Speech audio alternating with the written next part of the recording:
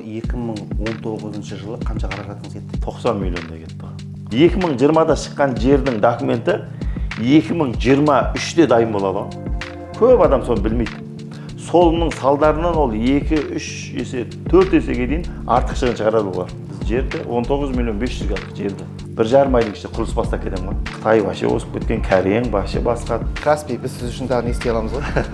Нәқ шайыңызды заказ берсеңіз, шайыңызды алып келеді. Бұл бірінші этаж бізде эконом кабиналар, эконом класс. Пәтер жалдап тұрамыз, үй жоқ, сол пәтер жалдап тұрамыз. Пластик шығаратын цех ашам ғой үйден. Ақша пайда болды менде. Қомақты қаражат пайда болды.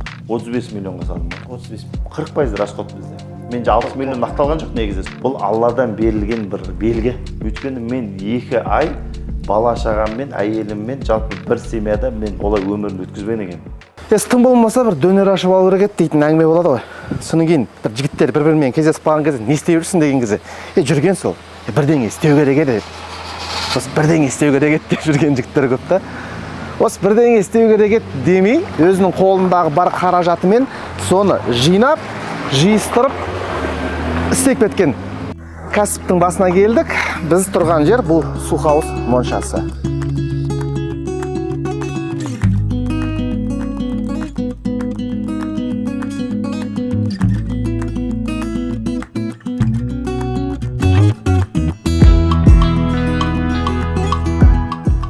Айтпақшы ұмытып қалар екенмін ғой, біздің YouTube каналға тіркеліп, лүпілдеріңізді басып жүрсеңіздер, біз сіздерге осындай жақсы қызық видеоларды ұсынып тұрамыз. Ендеше кеттік моншаның ішіне кірейік. Ассаламалейкум, Маке. Уалейкум ассалам. Қалайсыздар? Жақсы ғаны. Қош келдік. Қош көрдік, қуанып қалдық сізді көріп. Мен сізді танимын, бірақ біздің көрермендер сізді танымайды.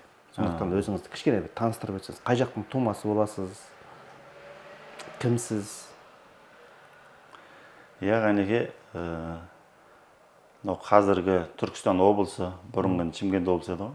Қазіргі Түркістан облысы, Ордабасы ауданы, Төрткүл деген ауылда. Сол жерде дүниеге келдік. Сол жерден мектеп бітірдік. Мектеп бітіріп, осы арман қылып Алматыға келдік қой. Негізі сол әлі күнге дейін сол жақта ағаларым тұрады, туысқандарымыз тұрады. Сол ауылда, Төрткүл деген ауыл.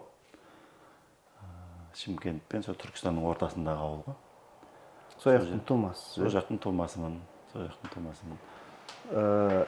Негізгі мамандығыңыз кім болды, Маке? Менің негізгі мамандық, менде 2 мамандық. Менде мемлекеттік және жергілікті басқару деген мамандық. Сосын жаңа кеден ісі бойынша мамандық. Қайда оқыдыңыз? Мен аграрныймен осы Алматыдағы аграрныйда оқыдым. Екінші оқым ол Астанадағы, қазіргі Астанадағы Гумилев атындағы Евразия ұлттық университетінде. Очно барып оқыдыңыз ба? Иә. Бәрекелді. 2 жоғарғы біліміңіз бар. 2 жоғарғы. Бірі кеден, екіншісі мемлекеттік және жергілікті басқару. Яғни басқару жұмыстары. Басқару жұмыстары. Мемлекеттік органда да жұмыс істедіңіз? Мен мемлекеттік органда істедім, бірақ сол біздікі спорт саласында болды. Спорт саласында 7 жылға жуық республикалық мектеп-интернат колледжі бар. Республикалық, бұл қалалық емес. Республикалық. Сол мектепте директордың орынбасары қызметін атқардым. 7 жыл. 7 жыл, 6 жыл, 9 ай. Нақтырағы. Содан кейін кәсіпке кеттіңіз? Содан кейін кәсіп кеттік. Енді оның алдында, жалпы жаңа айттым ғой, мектеп бітіріп, осы Алматыға келдік. Алматыға келгеннен кейін де жұмыстар істедік қой. Зета деген үлкен компания бар. Мебель шығарады, түрлі заттар шығарады ол компанияда. Сол жерде негізгі бірінші жұмыс сол жерде. Ол жерде жаңа құрастырушы дейді ғой. Құрастырушыдан бастаған, сборщик дейді, сборщик. Мебель, кинотеатрлардағы креслолар, акиматтағы креслолар, бүткіл мекемелердегі креслоларды құрайтынбыз. Ол кезде 2005-2006 жылдары сол кезде ол тек Зетадан ғана шығады, көп емес. Бүткіл Қазақстанды тек бір 3 облысына ғана бармаған жан, қалған басқа барлық облысына, қалаларына барып, сол мебельмен айналысқанбыз. Қызық, Ол кезде қаншадасыз? 19 жасымдан бастап. 19 жасымыздан. Орал, Ақтауға бармадым сол кезде, Өскеменге бармаған. Қанша жасыңызда сіз сонда оқу бітірдіңіз? Жоғарғы білімді? Мен 22 жасымда бітірдім. Студент болып жүріп зетада жұмыс істедіңіз ба? Иә, студент болып жүріп те зетада жұмыс істедім. Сосын универді бітіріп, армияға кеттім. Армияға кеткенше де істедім, жұмыс істедім. Мен оқып жүріп, және жаңағы қосымша жұмыс істеп, дипломды алып, армияға кетіп, армияға барып келіп, енді біз енді 1 жылдыққа бардық, 2 жылдық емес, 1 жылдыққа бардық. Армиядан келгеннен кейін тағы қосымша оқыдық. Негізі, енді мен шыны керек, армияда болмаған адаммын да. Армияда болған адам ретінде айтады ғой, жаңа армия болған таяқ жеген жоқпын деп ше. Қалай болды? Жоқ, енді ол сөзге келіспеймін мен. Өйткені енді қалай айтсам, жүйе ғой, жүйе. Ол жерде енді бәрі болады. Полда жуасың, тәртіп. 1 жыл бойы таңғы 6-да тұрып, кешкі сағат 10-да ұйықтайсың ғой, 1 жыл. Оның кәдімгі 6-да тұрасың, физиотерапия жасайсың, завтракке барасың, неге түсесің. Ол система 1 жыл бойы. Ол жерде наряд дейді, нарядтан келген кезде кәдімгі пол жуасың. Одан кейін енді бір белгілі бір уақыттан кейін жумайтын кез болады. Белгілі уақыттан кейін сондай бір... Қай жерде служить еттіңіз? Мен осы Алматы облысында. Мен енді өзім оңтүстіктің тумасы болғанымен, енді ол да бір не ғой, пропискам Шымкент, сол Түркістанда болды. Сөйтіп ауылға барам, 2008 жылы барамда ауылдан Алматыға түсуім ғой мен. Солай ниеттенем, Алматыға армияға түсейінші деп қайтадан. Бірақ өзім осы жақта оқып, осы жақта жұмыс істеймін. Армияны да осы Алматыға келіп түсу деген мақсат қоямын алдыма. Қай войскада болдыңыз? Біз 97-те 617 деген, біздікі ПВО дейді, противовоздушный оборона. Әуе жаңағы ракета ғой. Енді Алла сақтасын, Алматыға бір қауіп төндіретін бір сондай не болса, біз сол ракеталарды ататын неде. Военный кафедрада соны оқығам. Артиллерияда. Артиллерия біздікі де сол. О, мен табылды дейсің ғой сөйтіп. Артиллерия демекші деп. Теманы артиллерия құрып кетсің.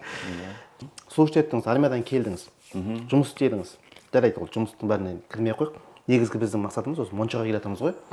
Монша ашу деген идея сізге қайдан келді? Жаңа сол служить етті, келгеннен кейін де сол әртүрлі жұмыс жасадым ғой. Мен негізінен ресторанный бизнеске де кезінде қатты қызыққам. Осы Алматыдағы белді бір филиалы көп, Өзерт деген ресторан бар. Сол жерде мен басты жаңағыдай закуп жасайтын адамды, снабжение дейді ғой. Бүткіл 4 ресторанға продукты сатып алып, және оны алып келетін сондай маман болған мен. Ол кәдімгі частный ғой, өзіңіз жеке? Жоқ, сол түріктердің фирмасы, сол жерге мен сонда қызмет атқарғанмын. Мен жаңағы 4 ресторанға продукты сатып алам, сол жерге сол продукт тасимын. Содан сізге қызығушылық туындады сол мәселеге? Соны негізі сол жерде қызмет атқардық. Сол кезде бір жеке кәсіп туралы түсіне бастадық. Жеке кәсіптің жаңағы қиындығы да болады, жақсы жағы, рахаты да болатынын түсініп, жалпы бір түпкі ойымда шіркін осы бір жеке бір өзіме бизнес ашсам, жеке бір кәсіп ашсам деген ой сол кезде келген маған. Нешедесіз? Ол кезде уже 23-темін ғой, 23 жасымызда. 23 жасыңызда сіз жеке кәсіп ашуды ойладыңыз? Ойландым. Үйленгенсіз? Үйленген, ол кезде үйленгенбіз. Пәтер жалдап тұрамыз, отбасымыз. Өзінің үй жоқ? Жоқ, үй жоқ. Сол пәтер жалдап тұрамыз. Сіз сонда қараңыз, мемлекеттік жұмыста істеп жүріп, қосымша жаңағы түріктердің компаниясында жұмыс істедіңіз ба? Жоқ. Ол бөлек кез ба? Жоқ, ол бөлек. Мен мемлекеттік қызметке 2015-те келдім. Кейін келдім. Кейін келдім. Оған дейін жаңа айтып жатырмын, сол ресторан саласында істедім. Сосын мені қатты қызықтырған тағы бір сала, ол логистика, тасымалдау. Тасымалдау саласында да мен 2 жыл қызмет атқардым. Ол жерде Такко деген үлкен компания болды, Круиз Такко деген ол халықаралық компания. Бірақ мен соның осы Алматының, Қазақстанның ішіндегі бөлімінде жұмыс жасадым. Сол логистика қызықтырып, мен жаңа үй жоқ қой енді, сол кезде логистикада бізде жүрмей тұрған Хова дейді, үлкен КамАЗдар болды, Ховалар болды. Плюс газельдері бар, енді көп қой енді ол жерде. Сөйтіп маған бір ой келді. Неге мына Ховаларды жүргізіп, КамАЗдарды компанияға да ақша табуға, өзіме де ақша табуға неге істемеске дедім. Сонда ой келді. Содан аламда бастыққа кіріп айтам, осындай мына жүрмей тұрған техникаларды мен жүргізейін. бірақ пайдасын 50-50 қылайық. Жалпы жарты 50% компанияға болсын, 50% маған болсын. Өйткені ол жерде көп жұмыс атқару керек. Енді ол үлкен техниканың жұмысы да көп, ремонт ана-мына. Сонымен басшылық келіседі. 4 жаңа хова тұр. Жүрмейді бірақ 4-өде. Өзім ол кезде 25-тен, ол кезде 25-тен. Содан енді опыт жоқ, не жоқ, бірақ енді Алла бір береке берді ма, соны жүргізем. Бірінші біреуін жүргізем, водитель табам, оны қоям. Енді как раз сол кезде неге түсем, жаңағыдай көктемнің уақыты еді. Ол кезде сол Алматының жан-жағын бәрінен көбінде нелер салынып жатқан, жаңағы мосттар ғой енді, котлован қазады. Енді орысшам да дұрыс емес, сөйтіп әйтеуір барып жаңағы котлован қазып жатқан любой объектіге кірем да, менде осындай хоба бар, сіздер алыңыздар деймін.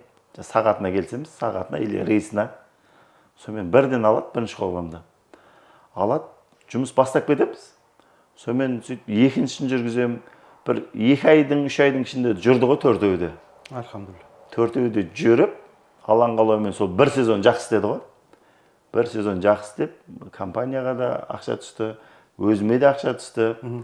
Сөйтіп алғашқы үйімді сөйтіп алаң қалауымен сол хованың арқасында үй салдық ғой, жер алып, үй салып, солай болған. Осы Тұздыбастаудағы үйіңіз сондай салып алдыңыз ғой?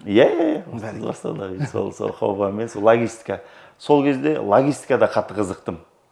Маған қызықтырды. Өйткені логистиканың жақсы жағы да бар, қиындық жағы да бар. Енді жаңағыда ғой, ресторан саласында жүрген кезде ой келді. Ресторан ашам деген ой келді өзіме, жеке ашам мен. Күшті ұнады деп.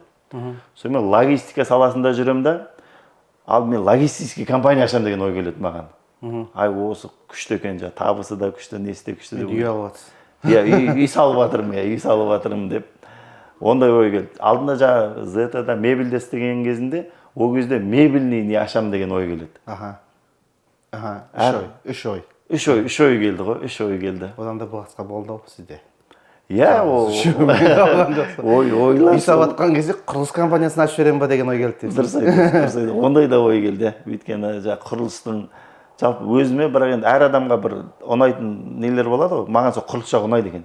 Құрылыс мен рахаттанамын. Бірдеңе салып, бұзып, салып, жаңағы бүткіл фундамент не ұнайды маған. Мысалы маған ұнамайды. Мен бірдеңе салып, жер алып үй салу деген кезде мен уже сол әңгімеден айдаладан қашып тұрмын, жоқ деймін ғой.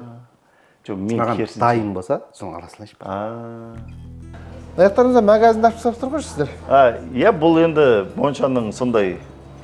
Яғни Моншаға келгенде керек болып қалатын нәрселер ғой? Керек болып қалатын заттар. Бұл жаңағы киім-кешек, жаңағы нәскиден бастап, мына жақта жаңағы қосымша суларымыз бар, шоколадтарымыз бар. Шай ішіп отыратын жер. Мұнда шай ішіп отыратын жер. Аяқта қосымша Моншаға келетін. Қараңыздар, күшті. Келдің Моншаға. Сен жанында ештеңе жоқ. Келе саласында мына жерден керекті дүниелердің алдында. Моншаның ішіне кіре бересіз. Аяқ киімдеріміз жаңағы барлығы. Мына жақта ресепшініміз жаңағы қыздар қазір. Бізде жаңағыда QR-мен де сол жағына. Каспий, біз сіз үшін тағы не істей аламыз ғой? Безін алып бәрін қабылдай береміз. Бір адамдық не қанша болады? 1300 теңге бір адам басына? Бір сағатта. 2 адам болып келсек? 2600 болады. Не деген мировой бағалар мынау. Бағана мәші жүндеттің жай үшін жұмыс істегенде бір шарбай ауыстырған 2000 теңге төледім. Сондай. Қандай күшті. Кетті ендеше кабинкаларды бір алып шығайық. Кабинка жүріңіздер. Ғалеке, бұл бірінші этаж бізде эконом кабиналар, эконом класс. Эконом класс? Төбе комфорт, спа, элит. Төбе. Мына жерде сізде хамам бар екен, VIP бар екен бұның астында, де? Бірақ өкінішке қарай бос емес тұр. Бос емесінде жаңағы клиенттеріміз бар. Мына босы осы болып тұр. Біздер мында сыртынан таймер қойып қоямыз. Адам келген клиенттің уақытысын белгілеп, біткен кезде өзі шиқылдайды. Өзі шиқылдайды, қандай күшті. Ал экономның ішіне кердік. Міне экономымыз осылай. Яндекс таксидегі эконом сияқты. Міне экономымыз міне. Келіңіз. Ну ничего, экономның өзі қандай күшті шкафтары, айнасы бәрі. Әнеки. Осындай эконом кабина бізде. Жаңағы шешін кіре бір жер, жуынатын жер, мына жағы пара бізде. Осы эконом кабина. Ана жақта комфорттан айырмашылығы экономда отыратын орындық андай не емес екен, сымай тұрады. Ремонты да кішкене ескілеу ғой енді. Енді бұл қанша, 5-6 жыл болып қалды? Уже 5 жыл болып қалған уже. Бұның айырмашылығы бар ма үстіндегі баға мен мынаның? Иә, айырмашылығы бар. Комфорттар қанша? 1300, бұл 1200, 100 теңгеге Ал 1200 теңге? 1200. Ал үсті 1300, 1300. Бұл енді бір адамдық, екі адамдық қой. Көбінде бір адам түседі, екі адам өзі, екі адамнан артық түспейді болған. Мынаны басып шақырып аласың. Бұл бассаңыз ресепшнге шақырып, звонок түседі. Неқа чайыңды алып жібересің. Неға шайды заказ берсеңіз, шайыңызды алып келеді. Бір, екі адамдық бұл. Өкініштісі сол, мына веб-тарды көрсетіп алмады.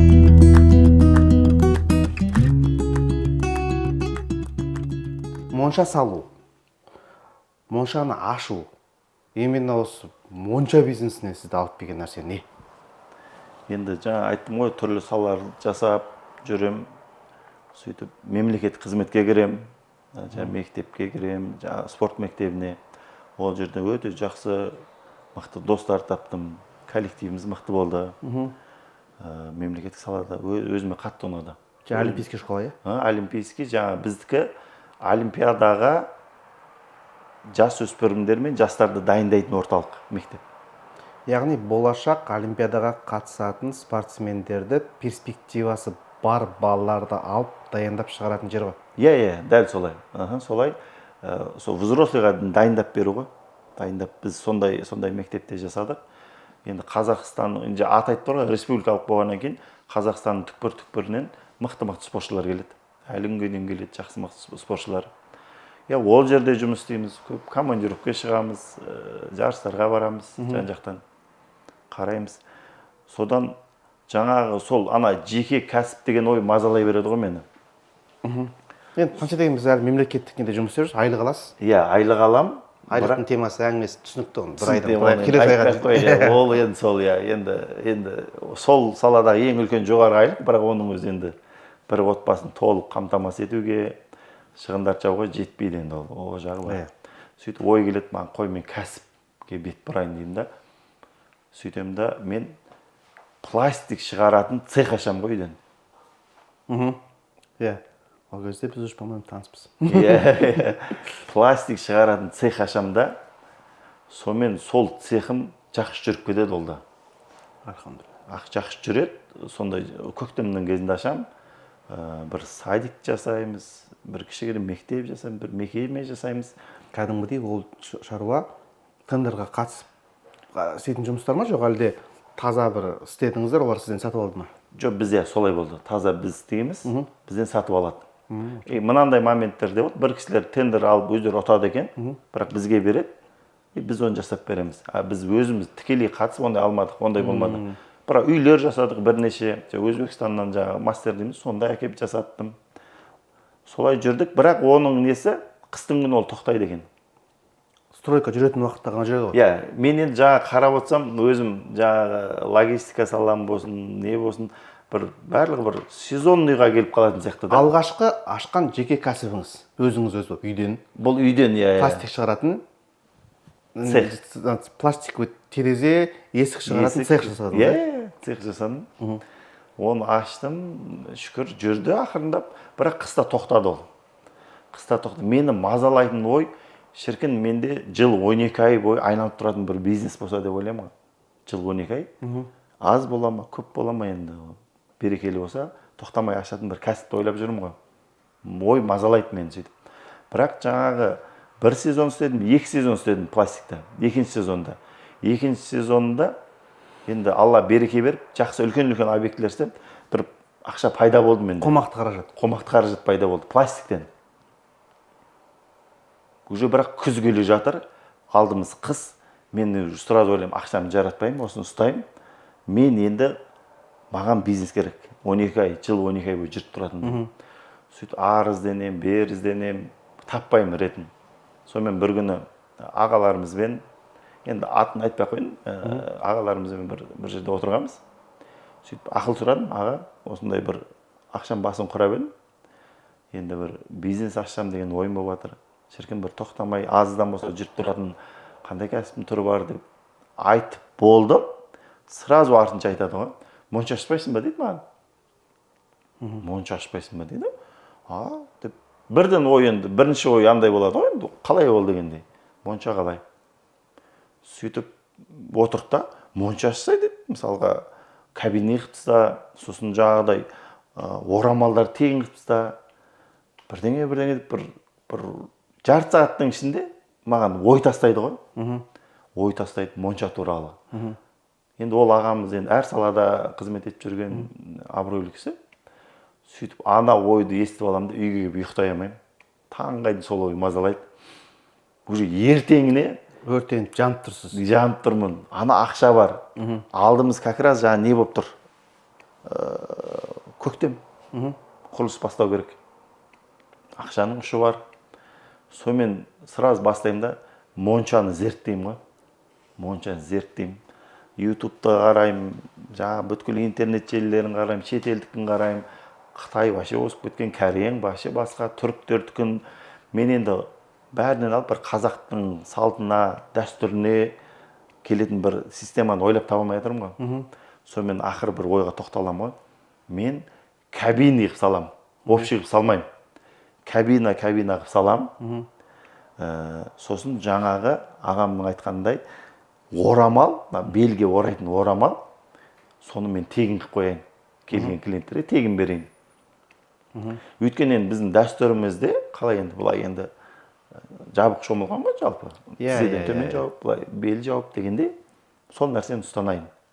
Мен жаңағыдай орамалды берейін, сосын кабина қылып салайын. Бірақ оны жаңа есептеп жатырмын ғой, енді өзімді анализ жасап жатырмын, ақылдасып жатырмын.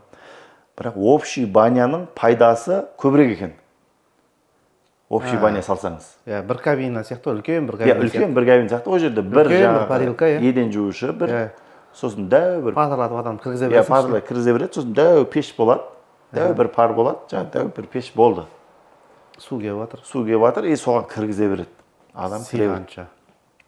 Бірақ ондай жерде бір жаңағы кішкене қиындығы, ондай жерде жаңағыдай тәртіп сақтау жағы, әурет жауып жүру деген жағы сәл қиындау екен. Содан бірақ жаңағы тәртіп сақтау жағын мен ойластыра келе қолымнан келмейтін болғаннан кейін мен кабина салайын дедім. Кабина менде бір адамдықтан бастап, бір адамдық кабина мен 10 адамдық кабинаға айдым. Жеке жалпы саны сондай.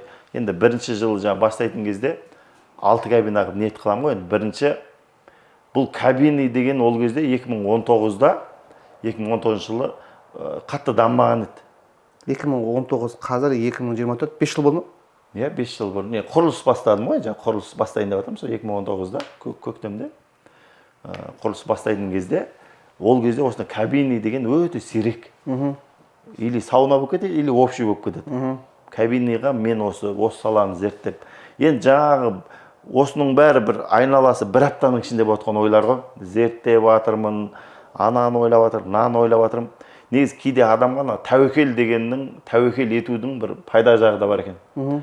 Бір зерттегенде де бір түбіне дейін жетіп, не қылмадым, бірақ көңіліме қонды.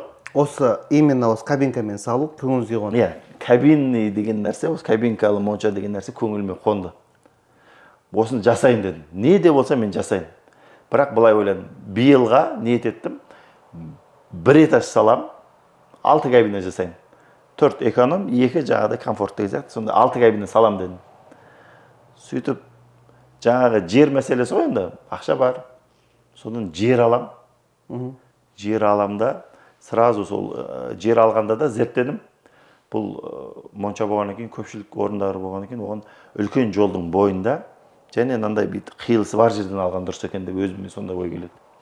Өйткені үлкен жолдың бойы, угловой жер болса, ыңғайлы, парковкаға де ыңғайлы, адамдарға келіп кеткенге де деп, бірінші сол локацияны таңдап алдым.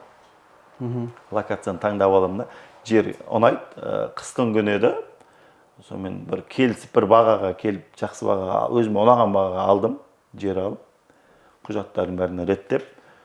Сол айналасы бір ай, бір жарым айдың ішінде құрылыс бастап кетемін ғой.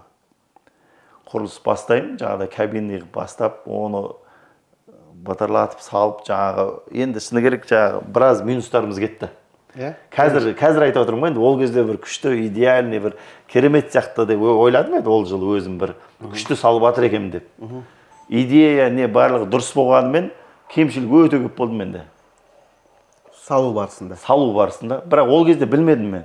Сіз монша салып көрмеген адамсыз ғой? Жоқ. Онда монша салып, я үй салып көргем ол кезде. Цех ашып көргем, бірақ үлкен бизнес объект салып көрмегем ғой. Сонымен енді, бірақ енді главный фундаменті, қабырғаны қызыл кірпіштен 1,5 қабат қылған дұрыс болған. Сондай бірақ основной нәрселерге дұрыс не салыппын бірақ андай. Енді әрлеу, чистовой жұмыс дейді ғой, сол кездерде көп қателік кеткен ғой. Бірақ енді мен жаңағыдай пробный салғаннан кейін бірінші жыл алдымда потологын жауып қойдым ғой, 1 этаж қылып салдым да. 1 этаж қылып салып, бірақ мынандай ой болды. Келесі жылы былай ойладым, мен биыл осы 1 этажын ашайын, келесі жылы көрем. Өйткені төбесіне плита құйып кеткем. Мүмкін спорт зал қылам ба 2 этажында. Мүмкін басқа бірдеңе қылам ба деген сияқты түрлі ойлар болды. Бірақ үстіне 100% монша салам деп ойлаған жоқпын. Бірінші жылы соны бітіреміз да, сол жылы қыста Алланың қалауымен ашамыз ба? 2-ші этаж. Жоқ, бірінші этаж. 2019-да болса, 2020-да біз уже ашамыз. Қыста ашылдыңыз. Қыста ашыламыз. 1 жыл кетті ма стройкасы? 1 жыл кетті сол. Документ, барлығы ашылуына. 2-ші этажда комфорт кабиналарыңызға обзор. 2 адамдық, 1 адамдық кабина ғой. Ух ты, қандай. Осындай кабинадан 5-еу бар қазір 2-ші этажда. Мен вообще кіргенмеймін. Көрмеген. Киім шешеді. Мына шай ішетін отыратын орны бар. Машалла. Ана шаш кеп тұрады. Сосын жаңағыда міне бұнда отырып жуынады. Бұлардың отыратын жерлері ыстық, Иә. Мына жақта пар. Мынау душы, мынау пары. 2 адамдық қой бұл. 2 адамдық, 1 адам, 2 адам енді, иә. 1 адам, 2 адам. Өзің жалғыз келіп түсіп кетесің. Иә, өзің жалғыз келіп. Көбінде енді 1 адамнан да кіре береді бізде. Осындай. Маған негізі су өтіп кеткен сияқты басым алып жүрді. Осындай комфорт кабина деген бізде осындай. Міне осылар. Анау Яндекс таксидегідей ғой. Эконом бар, комфорт бар. Комфорт плюс. Иә, сондай. Сондай. Сөйтіп оқымайсыз ба келіп алда береке. Осындай бізде. Қандай қиындықтар болды? Ең қатты есіңізде қалған қиындық айтыңызшы. Қиындық енді былай қиындықтар көп болды, бірақ енді есімде қалған қиындығы енді жаңағы бұл бизнес объекті болғаннан кейін бұның құжаты да басқаша жүреді, суы да, светі де, газы да басқаша жүреді. Сөйтіп суға қатысты бір қызық болды. Өйткені монша болғаннан кейін су ғой енді основной су керек. Бірінші керек нәрсе су ғой, қалған шешіледі. Солай мен жолдың бергі бетінде тұрамын, судың мамандарын шақырамын. Олар келеді де қарайды да маған жолдың арғы бетінен сізге су тартамыз дейді ғой. Жолды тесеміз, оны ары, ұзақ енді әңгімелеріне қарасаң, ұзақ енді анау жолды тесу керек, оны жол жабу керек, оны нету керек. Сөйтіп ойлаймын, мен енді мынаның бәрін істесем уақыт кетеді. Неужели бір басқа жол жоқ деймін да, өзім ізденіп, моншамның түбін бітеп, айтмын, қиылыста орналасқаннан кейін іздеймін былай. Неужели мына жерде су өтпеген деп қараймын ғой. Сөйтіп тура моншамның кіші көше жағы бар, үлкен көше, кіші көше жағынан бітеп қараймын да, осы жерде су бар ау деймін ғой, жаңағы су болу керек қой, қалай енді деп. Сөйтіп ана мамандарын айтам, судың мамандарын біреуін шақырамын да, сіз мына жерді қазыңыз деймін. Ол кісілер, бұл жерде су жоқ дейді маған. Жоқ, сіз қазыңыз деймін ғой. Жарайды деп.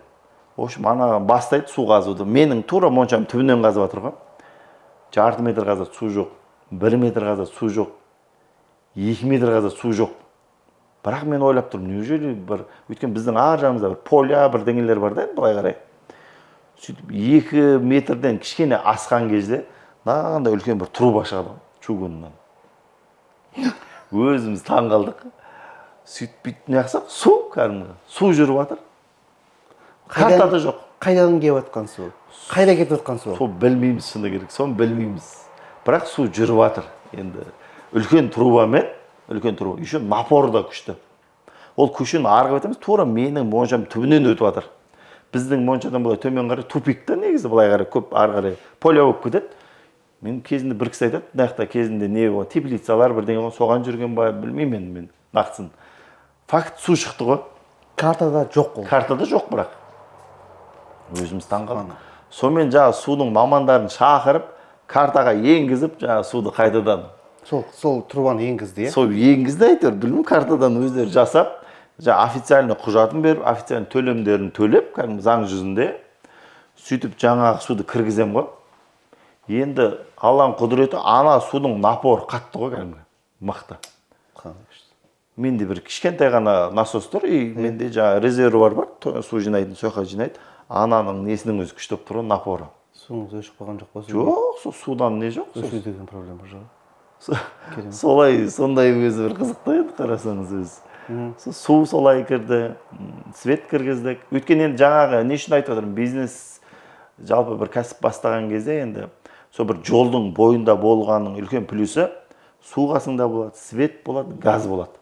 Ал сіз мысалы бір тупикке бір жерге барсаңыз, ол жерге алыстан су тарту керек, газ тарту керек, свет тарту керек. Газбен қиындық болмады ма? Газбен де болды енді. Газбен де соған ұқсас бір қиындық болды. Газбен де өте үлкен сондай қызықтар болды. Бірақ күшті шешілді солай. Жалған қалған. Ниетке қарай барлығы жақсы шешілді. Свет те солай өзі бір керемет болып шешілді. Әге, атына керейікші. Су хаус, дәстүрлі монша. Атына қарасаң, су деген қазақтың сөзі бар, ағылшынша хаус, дәстүрлі монша. Осы нәрсенің барлығын бір байланыстыратын бір нәрсе бар ма?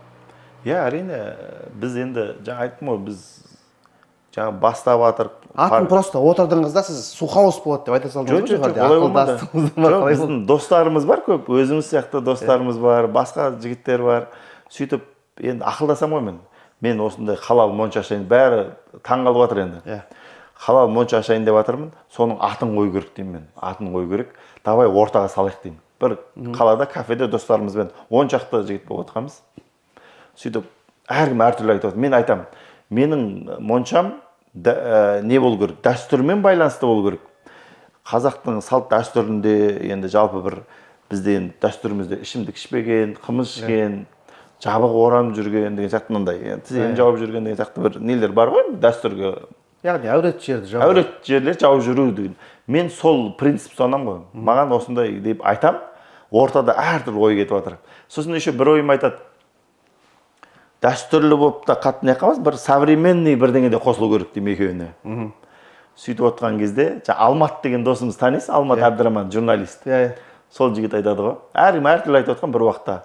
Давай су хаус деп қояйық дейді ғой. Су баня енді су, хаус үй, сулы үй деген мағына енді шетелдік неден алсақ. Ал енді астына дәстүрлі монша қылайық. Өйткені сіздің моншаңыз дәстүрімге неге кетіп тұр дейді да. Сонымен аты су хаус болып кетті. Сонымен Алмат бауырымыз досымыз. Алмат Әбдіраман қойды дейсіз. Алмат Әбдіраман қойды атын. Сол кісінің несімен қойылды. Су хаус деп солай қойды. Халыққа, елдерге ұнады неге су хаус деп қойған. Су хаус ішіндегі басты ереже бұл жерде, яғни кабинкаға кіретін ерлі-зайыптылар болса да міндетті түрде жаңа үйленген ерлі-зайыпты адамдар міндетті түрде өзіңіз қадағалайсыз. Иә, ол жағын енді біздің талап қатты. Өйткені мен жұмысшыларға да ескерткем, ерлі-зайыптылар келу керек. Енді жаңа қызық қой, моншаны ашып жатырық. Жаңа айттым ғой, бұл кабинный монша саласы даммаған ғой енді әлі. Мен 2019-да деп отқан. Сөйтіп бір күн моншада отырсам, бір үлкендеу кісі жұбайымен келді. Тәте мен, аға мен тәте ғой енді үлкен кісілер. Келді да екеуі екі кабина қалыпты да. Бөлек-бөлек. Бөлек. Бірақ мен сұраймын, сіздер ерлі-зайыпты емессіздер ма деймін. Біз ерлі-зайыптымыз дейді. Неге екеуіміз екі кабинаға кіріп жатсыз десем, қалай түсеміз енді дейді маған. Ойбай, осы сіздер сияқты кісілер бірге түссін деп, ерлі-зайыптылар бірге түссін деп, арнайы осындай кабина қылып, расходын көп қылып, жаңағы сөйтіп сондай қылып салған жоқпыз ба енді жаңағы. Ерлі-зайыптылар бірге түсу керек қой. Қайдан білек, біз өмір бақи общий баняға барамыз да, жеңгең бөлек кетеді, мен бөлек кетем, біз солай түсеміз ғой дейді да. Ят емес па дейді. Бірге түскен. Бірге түскен ят емес па дейді. Сосын мен айтам, наоборот, сіздің сол общийға андай болып түсіргеніңіз ятау дедім негізі. Сіз жеңгемізден түсе бересіз ба? Әйеліңіз не деп. Сөйтіп бірге кіргізім екеуін. Сондай қызықтар болды. Жеңгем мен көкемнің екеуінің. Иә, жоқ, сондай өзім басымнан өтті да. Өйткені адамдар солай кабини деген үйренбеген екен сөйтіп. Кабини. Мен бағана сөздің басында айттым ғой, общийдің расходы аз дедім ғой. Кабинидің расходы көп. Менде 13 кабина болса, 13 пар бар менде. Мен 13 барыңыз ба, 13 пеш? 13 пеш. 13 жағы пар, 13 жағдай мынандай не суағатын смесительдеріміз. Бәрі сонда 13 неден қоямыз. Ал оның әр қайсының расходы бөлек. Көрдіңіз бе? Ана 13 пардың өзі газ қаншама расход болады. Сондай енді көпшілікке қызық шығар деп ойлаймын, әке. Ең бірінші этажды салғанға сол 2019 жылы қанша қаражатыңыз кетті? Қарыздандыңыз ба? Жоқ, енді жаңа басында өзіміздің айттым ғой, жаңа пластиктен қаражат болды да. Бірақ кішкене аяқ жағында қарыздандық. Достарымыздан қарыздандық. Ол сол 2019 жылы қанша қаражатқа салдыңыз? Бір этажды. Енді сол кездегі ақшамен есептесек, ол кезде сол 35 миллионға салдым ғой. 35 миллион теңгеге кетті, бір этажға сол кезде. Жер кірмейді оған, бірақ жер бөлек. Жер бөлек. Жаңа газдың мәселелері бөлек. Олар бөлек. Документация бөлек. Бөлек, документация бөлек. Онысымен общий бір где-то 40 миллионға кетті ме? Жоқ, біз жердің өзін қымбат қалдық. Біз жерді 19 миллион 500-ге алдық жерді. Почти 20 миллион. 20 миллион. Сонда шамамен 50 миллионнан асып кетті ме сонда? 60-қа барды. 60-қа барды, 60 миллион теңге сізге бұл жаңағы ішіндегі мебельдері мен майда шүйде полностью кеткен қаражатпен 60 миллион теңгемен сіз бір этаж дәстүрлі 6 кабиналық монша салдыңыз. Жермен. Жермен алған кезде. Енді мынандай сұрақ қой. Кәсіп ретінде осы кәсіп жаңағы 60 миллион теңгеңіз сіздің қанша уақыт ақталды? Енді бір жаңағы мен осы кәсіп бастаған кезде айтты барлығы. Бірінші жылы артқа кетесің, енді бизнесмендердің ақылы ғой, енді көбісі сөйтіп айтқаны. Бірінші жылы ақтамайды, ештеңе не қылмайды, артқа кетеді. Әйтеуір өз-өзін жапса да жақсы ғой деген сияқты сондай біраз әңгімелер естідім да. Бірақ енді сол біздікі қызық болғанда бірінші ашылған күннен бастап біз не болып кетті, жүріп кетті. Өйткені, расходымыз бар. Бізде 40% расход бізде. Яғни түскен, мысалы, күніне бүгін 100 мың теңге ақша түссе, соның 40 мыңы сізде расход. Расход, жұмысшылардың ақысы бар, несін бар, есептеген кезде светіңіз бар, суыңыз бар. 40% бізде расход болады бізде. Бірақ сонымен зерттедім да, біздікі кабине не болған екен, осы біздің маңайдағы ең қымбат бағаны мен қойдым. Өйткені мен олай қоймасам болмайды, өйткені бұл расходы көп болады, жаңағы несі болады, ары бері дегендей. Содан бағаны өсіріп қойдым мен. Сөйтіп 2020-да ашылып, 20, 21, 20, енді бұл ақталған жоқ. Менде 60 миллион ақталған жоқ негізі сол кезде. Ақталмай жатып, мен екінші қабатын бастап кеттім ғой. Қарыздарыңыздан құтылып алдыңыздар. Қарызымнан құтылдым, қарызым болды. Бірақ сол қарызымнан құтыла сала, кішкене екінші қабатын бастап кеттік қой. Ол кезде параллельно менде пластик жүріп тұрды еще. Пластик тағы жұмыс істеп жатырсыз, пластикпен. Сіз екінші қабат салып жатқанда бірінші қабат жұмыс істеп жатыр ма? Тоқтатпадық. Ауыр болған жоқ па? Жоқ. Біз сол бірінші қабат бітіргеннен кейін, мен содан кейін уже мемлекеттік қызметтен шығып кеттім жұмыстан. Оға дейін сіз мемлекеттік қызметте жұмыс істеп жүріп аштыңыз ғой кәсіпте? Сол кезде жүріп жұмыс істеп. Оның айлығын біраз құйдыңыз ғой бұл жаққа? Міндетті түрде. Жаңағы пластик көп көмек болды. Сосын жаңағы әйтеуір достарымыз көп қарызға беретін дегендей. Сөйтіп, сонымен менде ой келді. Осыны онда түбегейлі дамытайын. Осыған кірсем, мен басқа жұмыстың бәрін тоқтатайын, мемлекеттік қызмет, жаңағы мектеп. Тек кәсіпті осыны армандадым ғой, өзімнің кәсібім бар, енді осымен шұғылданайын деп. Солай болды да. Спа деп жазылып тұр. Мына спа. Спаның ішін таныстырып беріңіз. Бізде енді жаңа айттық қой, астында 2 адамдық, 3 адамдық, 4 адамдық. Мынау спамызда сол 4-5 адамдық бөлме, кабине. Киімдерімізді іліп қойдық. Киімдерімізді ілеміз, мына шешініп. Сосын мұнда тағы да спаның жеке өзінің массаж жасайтын бөлмесі бар. Бұл жақта яғни бұл спаға келген адамдар мына жерде бөлек кәдімгі процедура қабылдайды. Спаның өзінің процедурасы бар. Көрсетіп беріңіздер. Ары қарай? Мұнда жаңағы 4-5 адам демалып отыратын шай Бұл ішеді. спа негізі қанша адамға рассчитан? Негізі 4 адамға. 4 адам? 4 адамға. 4-5 адам кіре береді. 4-5 адам кіре береді. Жаңағы жуынатын жері, барлығы тарелкасы соған барлығы рассчитан. Иә, барлық соған есептелген. Мына жерде Шай отырып ішеді, шай тынығатын ішеді. жерлері. Тынығып отырып демалып. Мақсатыңа жету жолындағы басты кедергі ол өз сенімсіздігің деген Стив Джобстың сөзі. Иә, жаңағы кішкене мотивациялық сөздеріміз ғой біздің. Артынан көрсетесіз. Ал енді жуынатын жаққа келіп. Мынау енді спамыздың жуынатын жері. Біз енді бұл екінші қабатта бірден бір біздің жаңағы фишкамыз дейміз ба?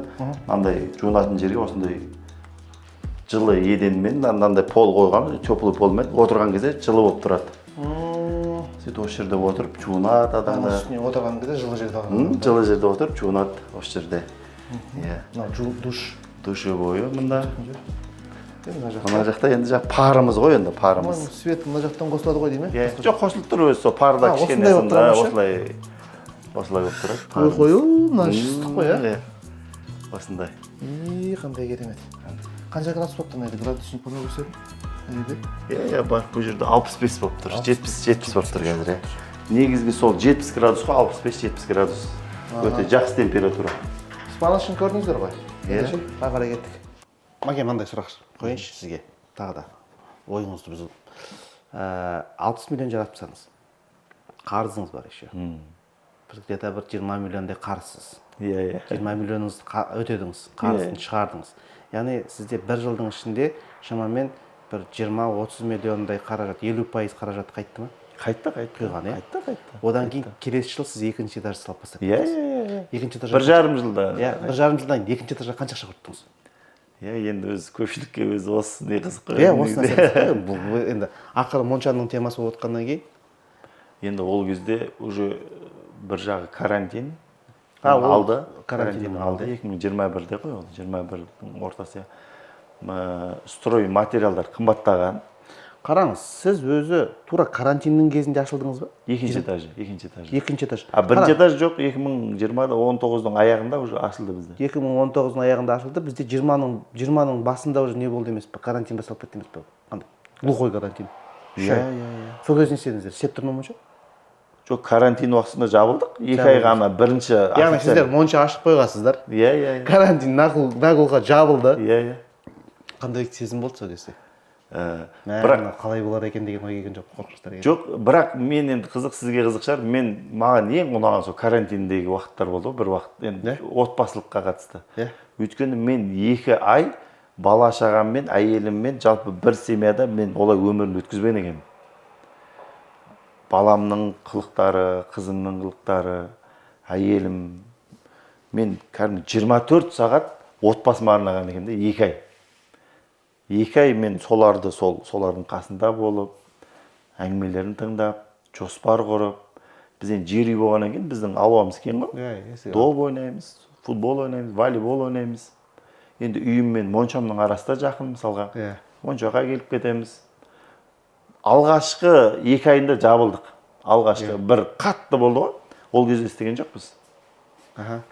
Бірақ одан кейін тоқтаған жоқпыз. Бізде өткен стандарттың бәріне сай келді. Кейінгі карантиндерде бір адамға 4 квадрат деген не шықты, ол талаптың бәріне сай болды. Бізде кабинный.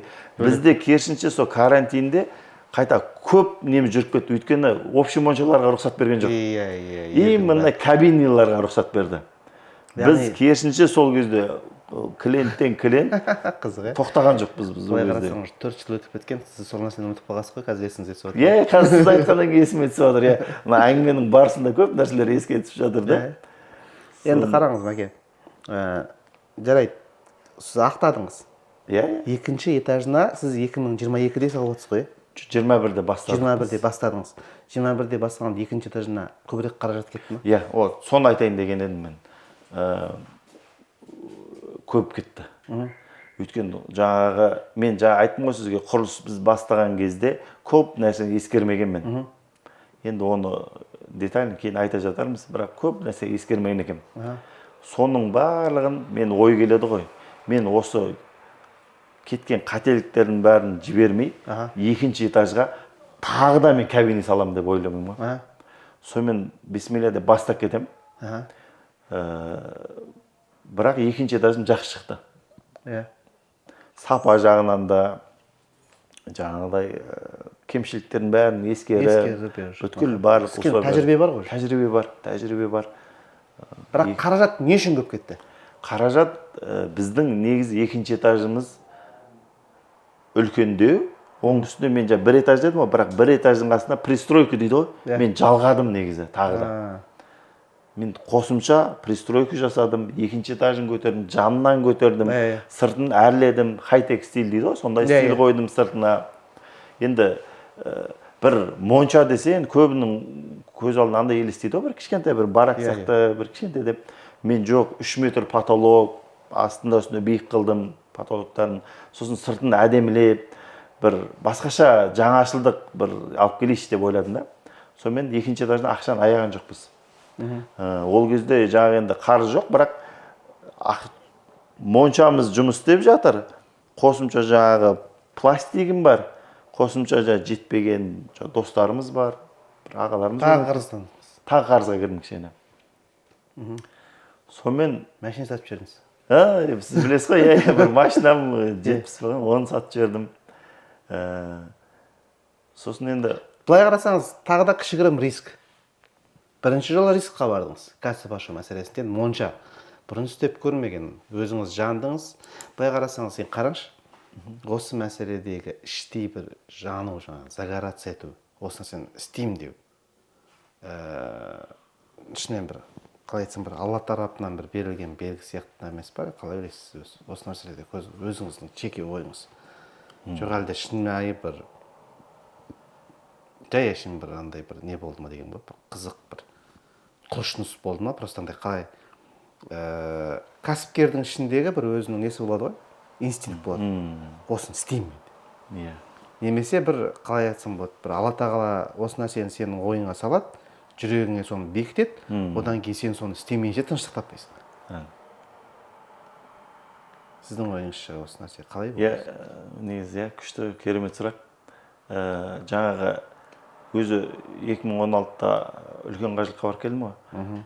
Содан кейіннен бастап менде бір Аллаға деген құлшынысым артып, намазымды оқып, сосын ең басты Аллаға ұнайтын бір кәсіп түрін Алладан көп сұрадым ғой. Құдайдан, сіз күшті айттыңыз негізі. Бұл Алладан берілген бір белгі. Жаңағы осы монша туралы ақыл айтқан ағам да намазхан. Ол кісі де намаз оқиды. Өзім де жаңағыдай осындай осы жолды бір адамға да Аллаға, бірінші әрине Аллаға ұнайтын, сосын адамдардың көңілінен шығатын бір екі дүниеге пайдалы болатын кәсіп деп Алладан көп сұрадым ғой мен. Яғни бұл кәсіп бір шетінен қарап тұратын болсаң, яғни сауабы бар кәсіп. Сауабы бар. Өйткені адамдарды жалпы бір жәннаттың кілті намаз, намаздың кілті дәрет қой енді. Тазалық. Жалпы адамның енді бірінші несі тазалықтан басталады ғой. Сол негізінде бұны енді көп үлкен кісілермен де ақылдассақ, бұл монша дегеннің сауабы жағынан да өте көп екен. Қанша адамның жаңағы тазартып отырып қой енді, жуындырып отырып, тазартып осындай несі. Бұл сол Алла тарапынан берілген белгі. Сізіңше? Меніңше сол Алла сондай жүрекке тыныштық беріп, Алла сондай белгі бергеннен кейін. Солон тәуекелге бардыңыз. Екінші этажды салдыңыз. Екінші этажға тағы да бір қанша қаражат кетті? Шын айтыңызшы сол. Сіз 3 рет сұрадыңыз ғой енді. Айтсаңызшы суммасын. Екінші этажға. Көрермендерге сол маңызды, сол қызық. Екінші этажға бір 90 миллиондай кетті ғой. Яғни алдыңғыдан да көп құйдыңыз ғой. Алдыңғыдан да көп құйдық. Өйткені айттым ғой, біз ана пристройка жасадық қосымша. Қосымша. Еще ішіндегі ремонттарында бұрынғыдай емес, жақсырақ істедіңіз. Бұны біз жақсылап. Дизайны да әдемі болды. Дизайн бәрін ескеріп, жаңағыдай. Дизайнер жалдадыңыз ба? Біз сыртқы дизайнер детальный дизайнер емес, бірақ ана проект сызатын адам бар ғой, сол андай примерный дизайн сызып берді енді. Оның бәрін ақшаға сыздырдық қой. Бірақ ол кісіден бөлек енді өзімізде тәжірибе бар. Өзіміз жолдасым, сол өзіміз дизайн жағына қатты көңіл бөлдік тоже. Бәрін ескеріп. Общий получается, осы 2 этаж сухаус несіне сізде 150 мың. 150 миллион кетіп қалды ма? жалпы есептесек, иә. 150 миллион кетті. Иә. 150 миллион қаражат кетті, енді 150 миллион қаражатты осы енді 3 жылдың ішінде қайтарды ма? Жоқ, басынан бастап санасақ қайтарды. Да? Бірінші жылдан бастап қайтарды. Бірінші жылдан. Сіз яғни бұндай моншаны, осындай моншаны тағы бір жерден салу ойыңызда бар ма, жоқ әлде кеңес берер ме едіңіз негізі? Иә, мынау жаңа айттық қой, бұл андай кәсіп тұр екен да, бұл жыл 12 ай тоқтамайды. Бізде ана айтады ғой, жаздың күні тоқтайды деп. Жазда азайып қалмай ма? Жоқ, адам азаяды, бірақ міндетті түрде сізге пайда түсіп тұрады. Ол даже шілденің ыстық күнінде де өзі моншаның қандай адамдар болады екен. Аптасынан бір рет келу керек ол. Ол қыс жаз қарамайды. Келіп теріліп тер шығарып, парға отырып, сондай неғып кетеді. Ол тоқтамайды екен. Бұл айтайын деген жыл 12 ай жүріп тұрады. Және күнделікті сізге ақша түсіп тұрады ғой, жалпы андай тоқтамайды. Бірақ бұл бизнестен бір керемет бір олигарх болып, бай болып неғып кетпес. Бірақ сіздің бір отбасыңызға жететін, жүріп тұруыңызға, шетелге барып, жылына 2 рет жүріп демалып келуіңіз бар, умраңыз бар, жалпы 2 рет шетелге шығуыңызға жетеді. Бір сұрақ. Яғни осындай кабинкамен мысалға сіз енді қанша дегенмен бір 2 рет монша жасаған сияқтысыз ғой? Иә, неге солай десек болады. 2 рет монша жасаған сияқтысыз. Соның ішінде бір ұтымды, үнемдеп қалатын сияқты бір, қалай айтсам екен, бір от жағу, мысалы свет, немесе тағы бір мәселе жағынан бір үнемдеп қалатын бір өзіңіз үшін бір лайфхактар болды ма? Ғанеке, ондай өте көп. Ол өйткені, ол жаңа айтма, мен даже бірінші этаждың өзінде үнемдемеген екенмін да. Үнемдегенде оны әдейі істемейсің. Өз анау қазіргі отырысыма дейін күнде менде бір жаңалықтар шығып отырады өзімде. Мен енді бірдеңені күшті істедім деп ойлаймын, одан да күшті вариант шығады дегендей. Ондай моменттер өте көп. Үнемдеу. Мен енді сізге бір не ретінде айтайын, менің бір ғана бір нем бар, қалай айтсам болады, бір істеген осы моншаға, менің моншама берілетін ыстық су деген сөз ғой. Иә. Біздің ауыл бойынша ыстық су жоқ негізі. Ауылда ыстық су жоқ. Бұл ауылда ыстық су жоқ. Бірақ менің моншамда ыстық су бар. Бұны ойлап табуымызға бір үлкен тәжірибе келді ғой бізге. Бұны біз шетел болғанда жаңағы Өзбекстан жақтан адамдар ақыл айтып, былай айтып, ыстық су мәселесін шешкеніміз ғой. Ол енді өте жаңағы лайфхак дейді ғой, оны енді көп адам соны білмейді. Солының салдарынан ол 2-3 есе, 4 есеге дейін артық шығын шығарады олар. Артық шығын шығарады. Сіздің яғни моншаңызға түсетін пайда көбірек болуының бірден бір себебі, яғни сіз осы ыстық суда бір жақсы лайфхагыңыз бар. Оны көп адамдар білмейді. Оны мен айтар едім, өте көп адамдар білмейді. Мен даже ондай адам көрмеппін, ондай монша өзімдікіндей көрмеген, ондай менікіндей системасы бар, монша көрмеген мен. Иә, бәрінде ыстық су бар, бірақ олар артық шығынмен істейді да, жаңа 2-3 пеш қояды, ананы жылытады, оның расходы өте көп болып кетеді. Ал менде бір пеш, Алланың қалауымен сол бәріне жеткізіп тұрады. Машалла. Сондай. Алла береке берсін. Светке қатысты да сондай бар, газге қатысты да сондай бар. Өйткені газдың горелкасының өзі рөл ойнайды. Сіз мынандай басқа горелка қойсаңыз, расходы өте көп болады. Мен қойған горелка, мен енді оны бірден күшті горелка қоймағам ғой, зерттедім ғой. Бірінші андайын қойып көресің, расход көп, анандайын қойсын көп. Мынаусын қойған кезде, мынау көңілге қонады.